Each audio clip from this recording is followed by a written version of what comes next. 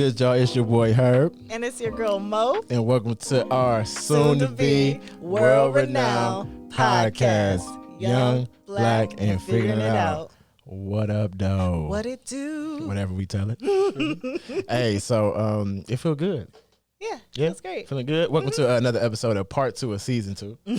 You feel me? Yeah. Had us a little break, you know what I mean? And now we back at it, ready to roll. Right. So you know how we like to do before we jump right into today's amazing topic, which is going to be great. Yes. Backed by some facts and stats. But before we get into that, what did we figure out this week? I figured out a lot. Did you? Yes, I actually was planning to be unprepared, and life worked out where I couldn't, you know? But I figured out how finite life is, right? And I mean, the pandemic alone could have told us that. Yeah. However, and probably my biggest takeaway is living with a lack of risk. Right. That is not the way I want to live my life. Yeah. I was like, oh, being comfortable is fine. You know, settling is fine. There's nothing wrong with it, but it's not for me. And the more I do it, the more unhappy I seem to be. You know, I was like, if there is a way in which I can find joy or actually go toward happiness, I should take the risk and do so. Yeah. You know, I was like, I can't sit and complain and be like, oh, woe is me. It's like, you're not doing anything. You're not even trying to do something. It's like, let me reassess this. let me work through my life and like actually identify the areas in which I have settled and it makes me unhappy. Okay. And change that up, you know? Yeah. For the risk, so now you're saying that you recognize that you want to move forward with taking more risks. Yes. Okay. Yes. Gotcha. And you know how I am. I am cautious. I am worst case scenario-esque, and it prevents me from even making the one little baby step. I'm like, I'm scared. I can't do it. So for the audience to know, that's a little more. Let's dive into some of the things we say. So worst case scenario-esque. I'm not gonna lie, y'all. Like, she's not lying. So let me just give an example of what that might mean. I feel like you didn't need to harp on this one. Well, look, I'm just saying, and I love that you're gonna work past that to be able to take more risk. But like one time we was driving and one of our cars decided to break down on the side of the road, and like the car, I knew like, all right, something's either going on with either the battery, the engine, or whatever, right? So I'm there and I'm like stopping, trying to like restart the car. So I'm like restarting it, and it's not really going. And Mo, she tell me like, yo, you gotta stop. I'm like, why? What's wrong? She's like, the car gonna blow up. I'm like, the car gonna blow up. Like, nah, I think we'll be okay. But yes, so keep going. I'm sorry, I just gotta elaborate for folks on what the worst case scenario means. I want to even like hone in on the fact that it's the stuff that's not as logical, right? Because we are also right on the side of the road, like you said, and we got big old trucks zooming past us. Like if they hit us, it was over for all of us. You feel me? The car itself. And I'm here like, we can sit in the car, no big deal. I'm like, we could sit in the back and watch oncoming traffic. No big deal. And he's like, are you kidding? Like, nah, you scared the car gonna blow up, but you ain't ready to get hit by this Mack truck. Yeah, there's no logic to it. It's just very... That's okay. But those type of thoughts, you said, like, kind of prevent the risk taking. And so now... Yes, they have held me back for majority of my life, or all of my life, I would say. I got you. And I think one time we had a conversation, this was years ago, you're like, okay, but honestly, what is the worst thing that could happen? Because right now, it sounds like a lot of emotion. I was like, true. I was really thinking and feeling through my feelings, and all of it was just telling me, nah, don't do it. Too much. Right. And when I had to logically like express it, it's like, more than likely it would work out. Yeah. The higher probability is it'll be fine. Yeah. Or it won't be as bad as what it, right. Right. And my goal is to not have to wait on others to talk that through with me, because like most of the time you keep that stuff to yourself. I don't even share. Yeah. It's like I want to work through doing that for myself and being like, nah, I'm going to try anyway. Like if it doesn't work out, okay, but I tried. Yeah. You know what I mean? Yeah. That's my goal. That's dope. Yeah. Thank you. Yeah. What about you? I hope I have a story. I can't wait. You got for me? You might though. You might have a story. I figured out a bunch this week, but I think what is the most pertinent to talk about right now that's really hitting me is like the realization, because I'm a goal setter. Like I don't know how that came about. I'm thankful that that's always been the case. But even when I was 12, like, I had a 5-year plan. You know, like it was probably ridiculous, but I remember having it. You know. And I love that. But So I wrote some goals. Like I made some goals, like did some goals for certain periods of time. And one set of the goals was for the week. Like, I'm gonna do these things for the week. Like not even express some of those just to be more, not to be as vague, because I'm realizing I gotta dive into details. Yes, express, open up. One of the things I did, I'm not a great like texting back or immediate response to communication. I'm not great with that. So one of the things I did was I said I'm not going to bed with any unread emails or texts. So I just respond. It made me respond. Because I opened them. Because what I usually would do is I would not open it, say I'm going to get back to it tomorrow. So now that I've opened it, I'm like, dang, I'm going to forget. So let me respond now. So it's like making me have that action. The other one I was doing was get up on the first alarm. Like, so, because it's easy, 5 more minutes and I get up. So what that made me do was I had to be intentional about my morning plan. Because it's like, all right, when am I, because I'm going to be up right away when I say I'm up. So let me go to bed at the right time. Let me get up at the right time and set that plan. And then the last thing was like, I do some type of physical activity in the morning. Doing those goals, I had 2 weeks of doing those. First week felt great. Like I felt actually highly motivated. Like everything felt amazing. The second week, just recently, I did not feel that way. I did not feel motivated to do them, but I did them. And by the end of it, like the last day, the first week when I felt motivated, and that last day, and then the second week when I did not feel motivated and got to the last day, I felt better in the second week, because I was disciplined through it, and that's what's like a hit for me, like, oh, motivation, and we've heard this, but it's like I felt it and I lived it. Motivation is fleeting, like that will not stay, but the discipline part is like that's where the reward comes from. So like, I did it anyway, and that was a huge realization. Like, yeah, I just got to discipline myself through these things. That is so funny. I literally said that last night. I was talking to my sister and I was like, yeah, motivation is a jump start. That's literally all it's meant to be and for. It's like you cannot live your life based off of being motivated. Like it's based off of habits that you create. You have to make that decision because it is, like you said, so much more rewarding. And people can apply that to anything. Like if you're going to the gym because you want to get your health in order, if you want to eat better, like any choice you make, you cannot base it off of motivation. That will set you up. And it's the easiest way to be like, dang, I tried. I don't feel it right now. And, but that's not how and just it be works. like, I'm going to fall right back into old patterns, right? But like take the risk and like push past your motivation. You know what else helped me? That's dope. What else helped me with the goals that I realized with that was, I was reading this book and I saw this with this set of goals I did, is I didn't have a ton. Usually my goal board is slamming. There's so many. So I'm like, this time I did few. Right. And the reason why I was reading the book, Richest Man in Babylon, and the author was saying, he loves a life of leisure. And what he's saying is not being lazy, but he likes to be able to have time himself. So like one thing I will never do is, if I say every day for 100 days, I'm going to walk down the road and pick up a pebble and throw it in the ocean, right? He said, what I'm not going to do is the next, like one day skip doing it. And then so for the next day, I'll just throw 2 pebbles to make up for it. He said, I'm going to do what I said I'm going to do. So therefore, what I don't do is make errant goals. I don't say I'm going to do things that I know I won't do or overburden myself. And that was a realization for me. It's like, you know what? Yeah, I'm not going to have 67 goals and then not hit them, It's like, nah, I'm going to do a few things well. Yeah. Because it doesn't make sense to say, I'll miss today on my reading or whatever I was going to do and then make up for it tomorrow. It's like, no, if I say I'm going to do it, I'm going to do it. So in that case, I'm going to be selective with what I say I'm going to do. Right. So that was a huge realization this week. That's nice. And it was helpful. I love this. Feel me? And I'm actually very glad because his goal boards were massive. And it's too much. You end up paralysis by analysis. Like you do nothing because it's like, it's so much. Yeah. It's like it was a waste of time. Actually, it was harder, I think, to see and connect. Truly, because you just didn't have the time because you had to stick to all these like things. You were just like always on the go. And now it's nice to see. It's like, yeah, take your leisure, take space and time for yourself. Okay.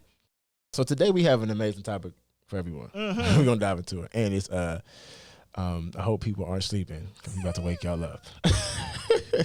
And the reason why I say that is today's episode topic and title is woke culture and white awareness.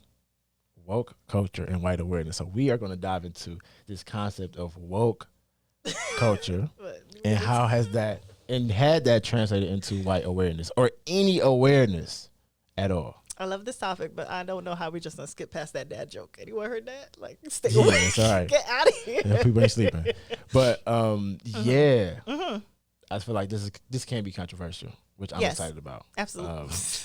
I don't think that's gonna be good. Let's ruffle some feathers. Yeah. Woke culture. So there's a bunch of ways we can go. Some backstory to how we thought about this. And the fact that we had these conversations all the time. One of the things that helped me, and I'll let you share how you frame the topic, is this author, forgot his name, probably intentionally. He wrote a book called Woke Racism. He was talking about how woke culture is actually hurting Black people. And there's a lot of things that I disagree with in that. There are some things I do agree with in that, right? Like, how is this actually, this new wave of wokeness, which I think has the original meaning of that has transcended. Right. I think it started off for us. Definitely. Right? Like, yo, stay woke. Like, for our people of color, like, yo, be aware. You ain't trying to get finesse. And now, we talked about this a little bit earlier, I think it has transitioned into, like, for white folks. Like, hey, like, almost a way of, like, acknowledging that, hey, I'm an anti-racist or I'm not racist.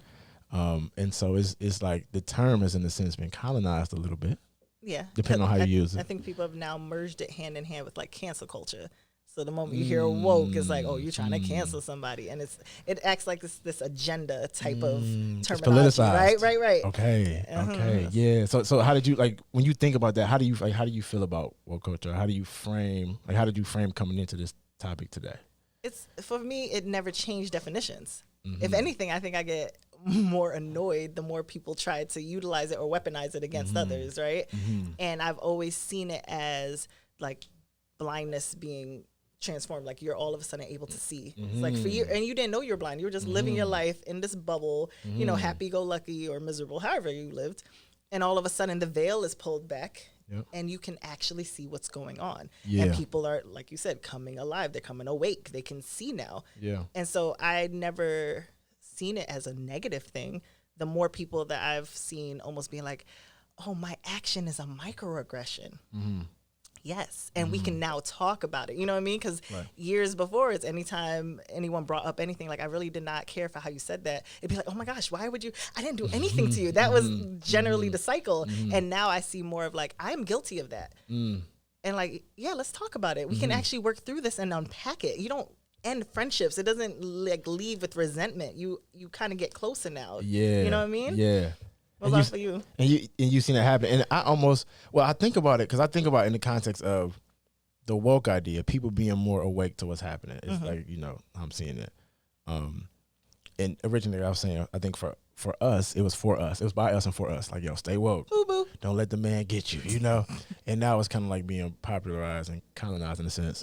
But I think about it in the sense of race relations and just, like, cultural, like, equity, like those type of things. Like, are things actually changing because of woke culture? Are people actually awake? I don't know if things are changing yet as much as people are so aware now that they're just not willing to stand for it anymore. Right? It's like the system is still systeming as it's been systeming all these years. But now people are seeing the system for what it is and like actually speaking out about it. It hasn't been broken yet. It hasn't necessarily changed yet. But like we're on the right path because of woke culture. Well, let's talk about it. I think. Let's talk about stats. No, that's good. Let's bring the statistics, right? So we want to hear some stats because these I think are powerful for folks to be able to hear. So with the question, has woke culture been good for like race relations or cultural relations in general? Here are some numbers for folks.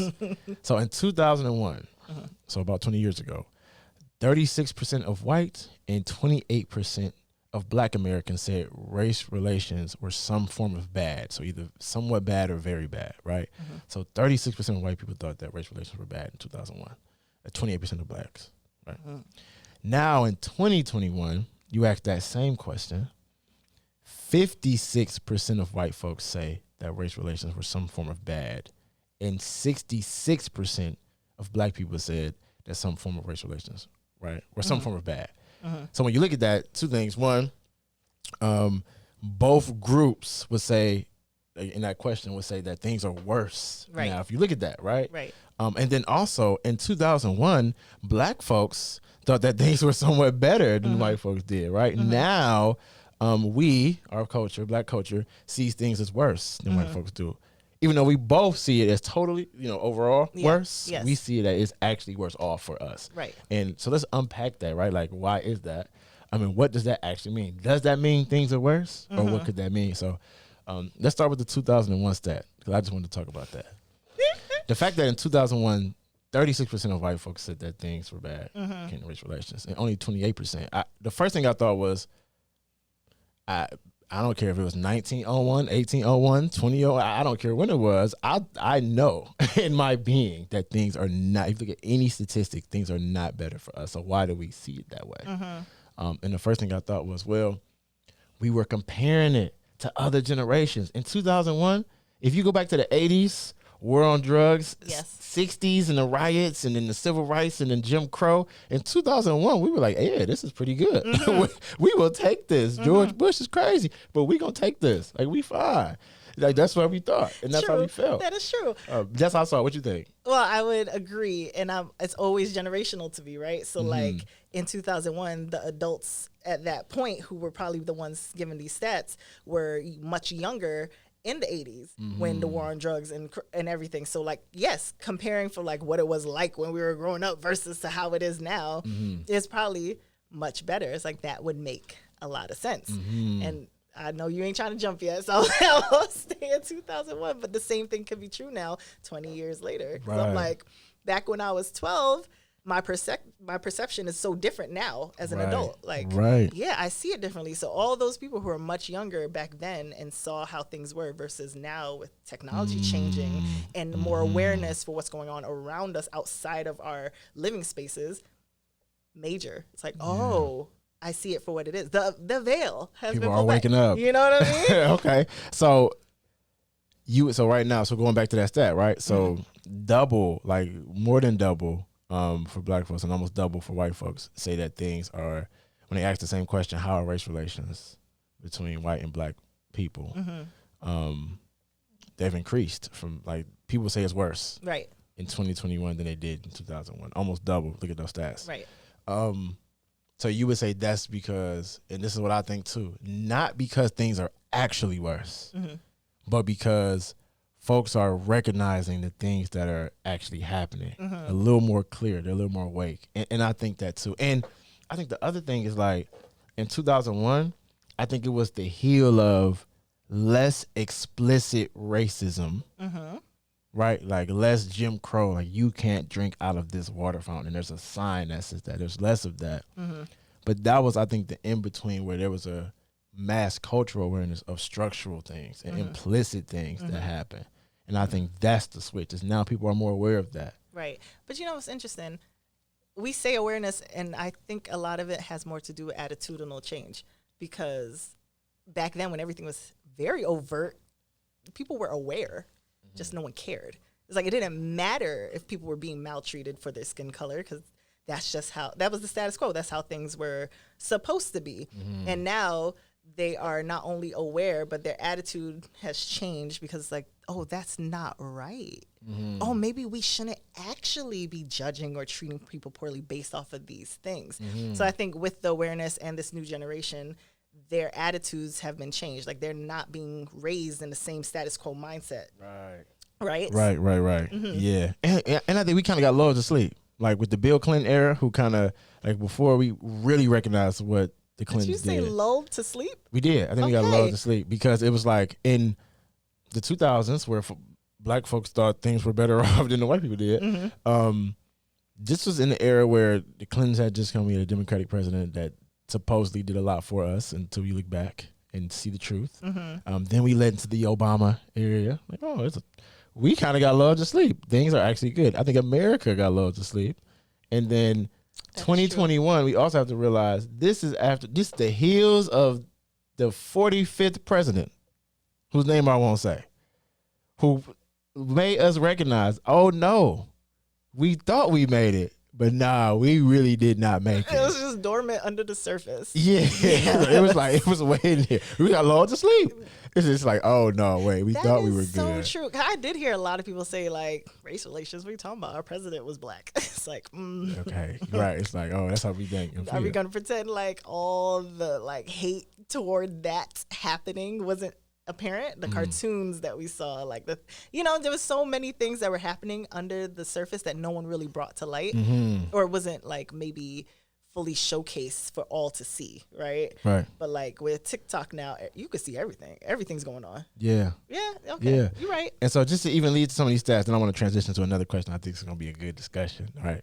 Because I think woke and cancel culture, that's where the rub is and people have problems with. Like, Yes. okay, woke and canceling have been almost synonymous. Yes. So we got to unpack that for a little bit. Right. But Right. just to see some other stats too.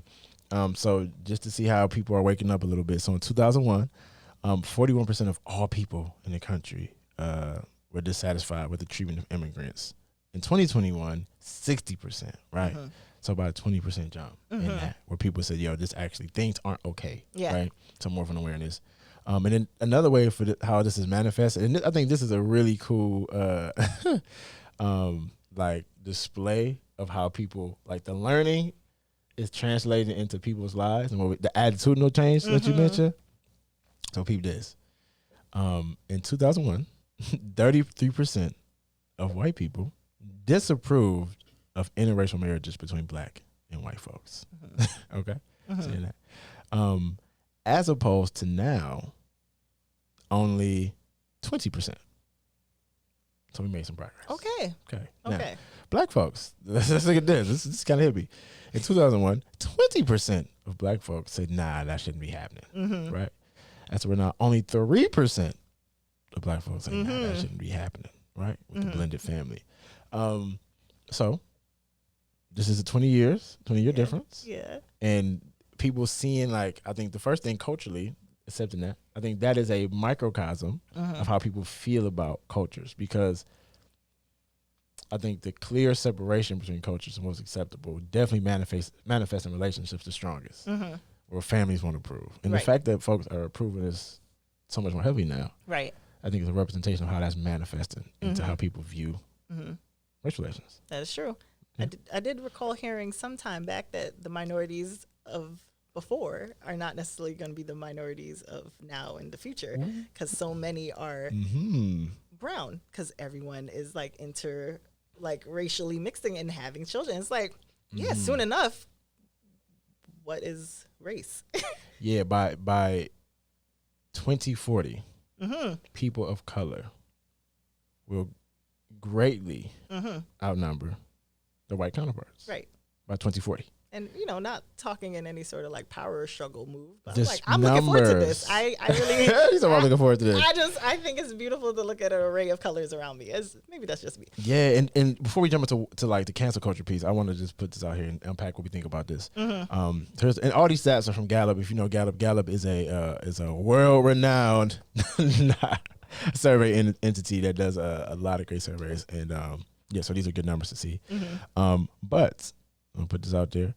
In terms of hope for progress, right? In 2021, 44% of white people thought that, in 2001, 44% of white people thought that race would always be a problem. 44% thought that. Now, less than 35% do. Interesting.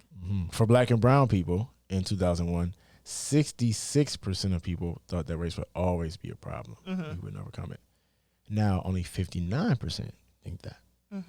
Right? Still more than half. Yeah. It's a high number. That's steadily decreasing. Yeah. Do you think that the woke and awareness, do you think people have hope that this will lead to some actual systemic change and long-term change? Like hope came back around kind of thing? Yeah, because I think it was a little abysmal for a while, especially in those 4 years of a president we don't speak on. And I want to believe yes. I want to believe that, because for me it's true. Like I feel like there is hope that things can change, like the system can be disrupted in a positive way. And I think more people are a little more aware of like the 1% type of thing. Like we're recognizing that it's not even about race anymore. Like it's been more about class and the classes we've been placed into, and that most of us are actually in the same boat, regardless of how we look. And if we're not working together or viewing it for what it is, all we're doing is keeping each other down. You know what I mean? Yes. I want to believe people are growing more aware of that. Yes. And looking up and like, we can reach that too together. You feel me? Yeah, I think that's true. So the change and progress may not necessarily be belief in the old guard of America, but belief in us as people, like the brown people, and what we do for us. I love that. Okay. One of the things that threatens the idea of woke is this whole thing of cancel culture and people being canceled. I'm not a fan of cancel culture. I know. I think that has come alongside with this idea of wokeness. The reason why is I think there's some people who I think Charlamagne says it best, that they so woke they need to go to sleep.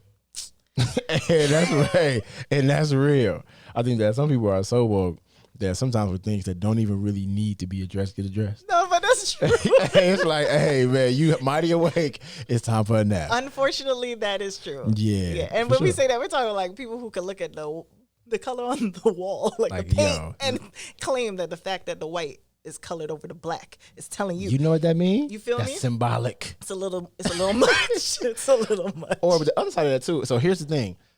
I firmly believe this. The cancel culture, I think is a white driven movement. This is the reason why I feel that. Okay. Because I think there are many of things that have happened and continue to happen that in the past have always been there. The certain things that certain companies do, things that certain companies allow. I just watched a video recently, and on a bus, the Montgomery bus boycott. On the front of that bus was Pepsi, right? Pepsi had a logo on the front of that bus, on those buses, right? Really? And the thing that hit me in that picture, and I was watching a video about that, is why did Pepsi back then, why were they allowed to support a company that perpetuated the idea that black folks did not deserve to sit in the front of the bus, right? Like that's been happening. Like these things have been happening. Right. The folks who always were pissed off about these things were black and brown people. However, things were not canceled. Now, as white people become more aware, things all of a sudden are canceled, right? And so the harmful part of this, though, is the folks who get the blame when it comes to, like, I think the unnecessary cancellation of things. Yes. It's our us. culture. We do. Son. We do. You're so right. We do. Think about it. Aunt Jemima, Uncle Ben. Yo, when we were just crying out for justice, what cancel culture did was take away these things that no one asked for. Yeah. It's like, oh, okay, but can we work on the justice? It's like, no, but we gave you this. Yeah. It's like, is this not good enough? I'm like, you know what? Now, Aunt Jemima, it was time for her to get up out of there because of the name. But Uncle Ben, I'm like, I rocked with Ben. Some people won't buy it if it don't say Aunt Jemima because it's like, that's grandma. Like, you know what I mean? Like, I know it's good because grandma made it. The pancakes been good for 40 years. I got to get some of them. And yes, the caricature from what it's come from, it's wrong. But like at the moment, that was just not the case. That was not what we were trying to fight for. Yeah, for sure. So I feel you because it's like, if it was black people actually driving cancel culture, it wouldn't be cancel culture. It'd be justice culture. It would. But that for was true, heat. that's all. Yo, you think about it. All the people that we've lost in such brutal ways or in such certain times. It's like what you really want is just justice for this. Yes, and if we really want to cancel something, let's not cancel all the ins and outs. Listen, let's go ahead. We want to cancel the judge who went ahead and said, you know what, Breonna Taylor's killer. Yeah. It's cool. That was justified. Right. We want to cancel what just happened recently. I know we got Ahmaud, but before that, somebody didn't even. This is the tab. That's what I'm like. Yeah, this is actually. You're not sad. talking about Derek Chauvin because we got that one. We got that one, but it's one that just happened recently, and that's so sad that we got. There's so many. I'm like, I can't recall. But one that just happened recently, I'm like, oh, we're not even going to take this to trial.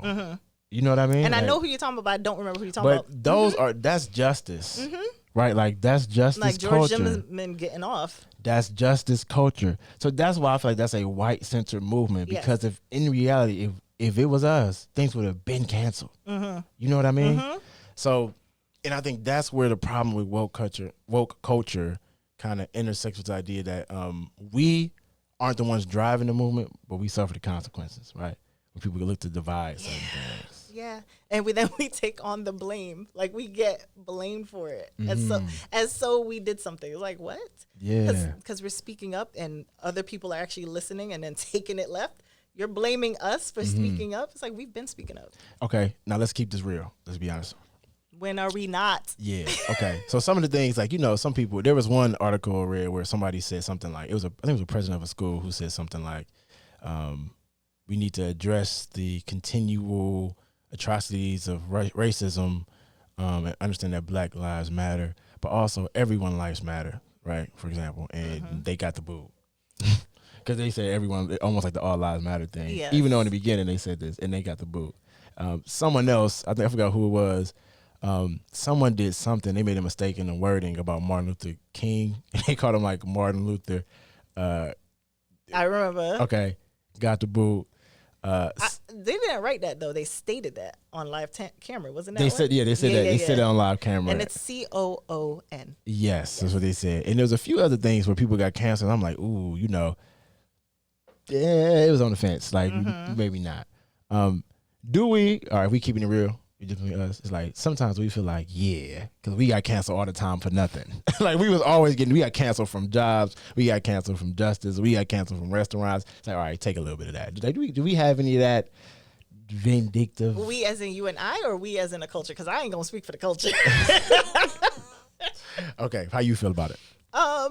It really always depends, but sometimes, yeah, get them. It's like it depends on like also. So sometimes you see on like social media, someone they get dubbed a Karen is going in about Black people and calling them names and like, I can't believe my white friend is with this, and they'll call them all kinds of disrespectful things, right? And then someone will screenshot who the person is, where they work, and you'll see they got fired. Them the breaks. Like, I don't be feeling what am I supposed to say? Like, I wish that didn't happen to you. It's like, nah, I'm glad you got exposed because that's crazy. I can't believe you're working around children or with people or with us. Like, nah, get out of there. Yeah. But there are some, like that first example you used, that's like, okay, that was a little much. Yeah. I don't understand why that happened. And a part of me feel like too, I can't lie, when I look at the things that are happening to people and they have to be, it's like now I have to be so careful with what I say and how I act and how I dress. Dang, welcome to our world. Yeah, it's real uncomfortable, isn't it? Thank you. You live in your privilege for so long and now it's uncomfortable. Yes, we walk into a room and visible is the thing that you're being judged on. All of these things that's been constructed, right? That aren't tangible. It's like, yeah, now you have to endure that. So part of me, even though I shouldn't, and forgive me for being petty, it's like, yes. We are human, y'all. We are human. I'm not here for anybody to be like, really? Like, yes, we are humans, and we can admit our faults. Yeah. Nah, so, okay.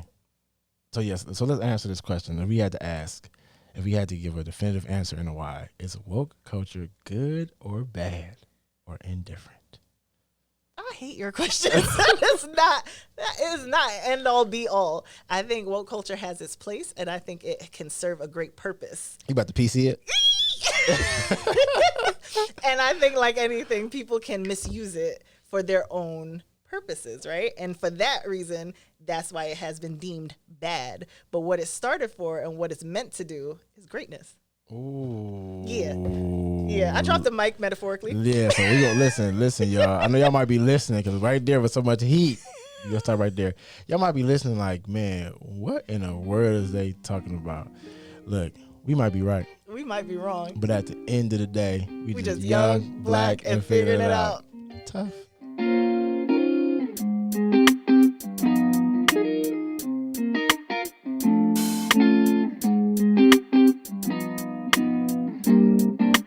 CC on the track, boy.